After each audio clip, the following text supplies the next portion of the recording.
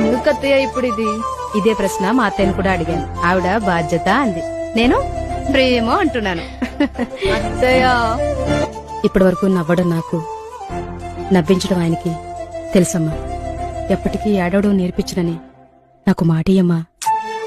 అమ్మని మించిన ప్రేమను, నాన్నని తెలవని ఆప్యాయతనిస్తున్నప్పుడు కన్నీళ్ళని ఎలా ఇస్తా అత్తయ్య?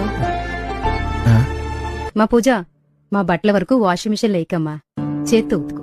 సరే అత్తయ్య. నాకు నచ్చదు. మా పూజ, అత్తయ్య టాబ్లెట్లు ఎక్కడ పెట్టావమ్మా? అక్కడే ఉంటాయి చూడండి అత్తయ్య. నాకు కనిపించట్లేదమ్మా, నువ్వు వచ్చి చూసి పెట్టు. ఇదిగోండి అత్తయ్య, ఇక్కడే ఉన్నాయి, తీసుకోండి. మంచినీళ్ళు కూడా ఇయ్యమ్మా. ఏంటత్తయ్య ఇది? చిన్న చిన్న పనులు కూడా చేసుకోలేరా? అది కాదమ్మా. ఏది కాదు, మీ పనేగా చేస్తున్నాను. అవును, మీ బట్టలే కదా. అది నీ బాధ్యత కాదా? ఏది 1000 రూపాయల వాషింగ్ మెషిన్ ఉన్నా చేత్తో ఉతకడమా? ఏ కందిపోతావా? అదే మాట నేనంటున్నా అత్తయ్య. ముసల్దానివేం కాదు కదా, చేసుకోవచ్చు కదా. ఏంటే నోర్లేస్తుంది?